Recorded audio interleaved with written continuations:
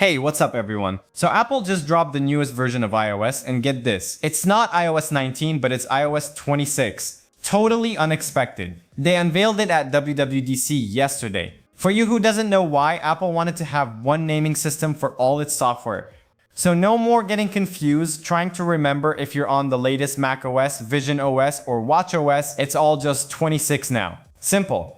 Now, I have the iPhone 13 Pro right now, and I just installed iOS 26 Developer Beta. Now, for review purposes, like how iOS 26 actually in iPhone 13 Pro, and this iPhone does not support Apple Intelligence, so no new features like more smarter visual intelligence. But other than that, iOS 26 on this iPhone is pretty same on iPhone like 15 Pro or 16 series. We're talking about the biggest design change since way back with iOS 7. Apple's calling it liquid glass, and they're saying this is going to be the look for the next decade of iOS. Basically, everything looks super sleek and, well, glassy.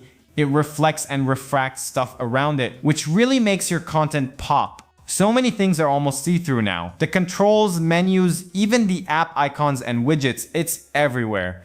So of course I had to get my hands on it. I just finished installing the iOS 26 Developer Beta on my iPhone 13 Pro, and I really wanted to share my first impressions with you all. In this video, I'm not gonna do a super deep dive into every single little change. I just want to walk you through some of the big things you'll notice in the apps and areas you use every day. Alright, without any further ado, let's get started. Okay, so first up obviously is the new liquid glass style. Let me show you what I mean. Check out the new lock screen. You can see how the time widget is adjustable now and has that awesome glassy look. And oh, this is so cool. There's a new spatial scene option for your photo wallpapers. It gives them this incredible 3D effect with a sense of movement. For me, it just looks so beautiful and modern.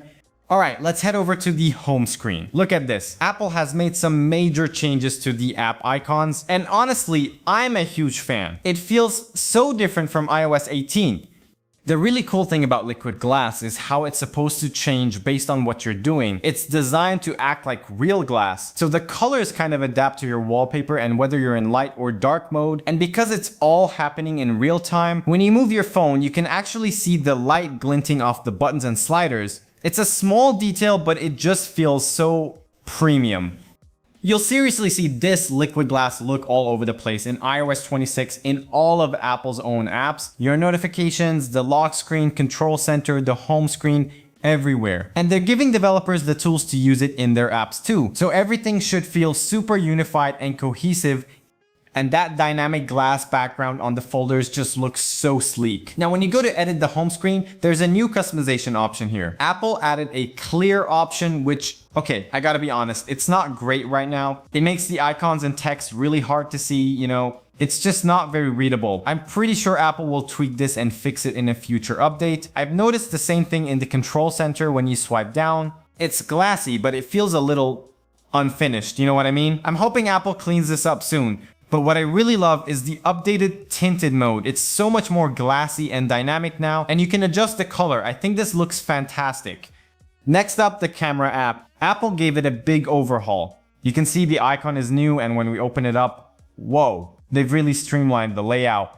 It's basically just photo and video toggles now, and all the other options are tucked away in these little menus that you can tap to expand. You can also swipe to get to more specific photo and video modes. They also updated the Photos app. They brought back the separate tabs for library and collections, which a lot of people will be happy about.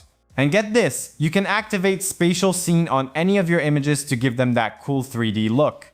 Then there's Safari. It has a completely new look. By default, it's got the new rounded liquid glass buttons, and they've gotten rid of the settings at the bottom. But if you're like me and you like having all your options right there, you can bring back a floating tab bar. Apple Music, News, and Podcasts also have a new tab bar that kind of floats above your content and shrinks as you scroll, which is nice because it gives you more screen space.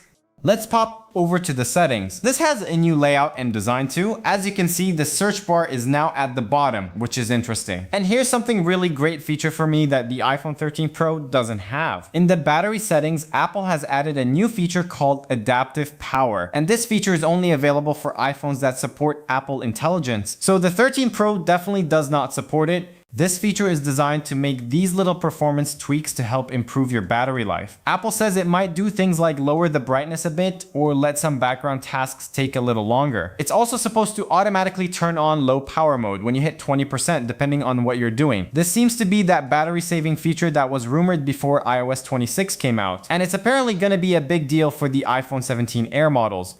Along with the new design, Apple is also expanding its Apple Intelligence features. In Messages, FaceTime, and the Phone app, there's now live translation, which will automatically translate your conversations with someone who speaks a different language. Also, visual intelligence is smarter too. But as I said earlier, this feature only works for iPhones that support Apple Intelligence only, like the iPhone 15 Pro and 16 lineup. Oh, and one more thing. Apple added a new Apple Games app. It's basically a one-stop shop for all your games. It gives you recommendations, has leaderboards, lets you compete with friends. It's a pretty cool addition. Alright, so that's a quick look at iOS 26 beta on my iPhone 13 Pro. Just so you know, iOS 26 is only out for developers right now, but there will be a public beta coming in July. The full public release will be in September alongside the new iPhones. Now for compatibility, iOS 26 won't be available for the iPhone XR, iPhone XS, or iPhone XS Max, but it will run on all the other iPhones that support iOS 18, so that's the iPhone 11 all the way up to the upcoming iPhone 17. Just keep in mind that some of the more advanced features like Apple Intelligence might be limited to the newer iPhones with faster chips. For example, the Apple Intelligence features in iOS 18 only run on the iPhone 15 Pro, the iPhone 16 models, and of course the upcoming iPhone 17 lineup. Alright everyone, thanks so much for watching. If you're curious about iOS 26 and there's a specific feature you want me to check out, just drop a comment below and I'll try to cover it in my next video. Bye for now.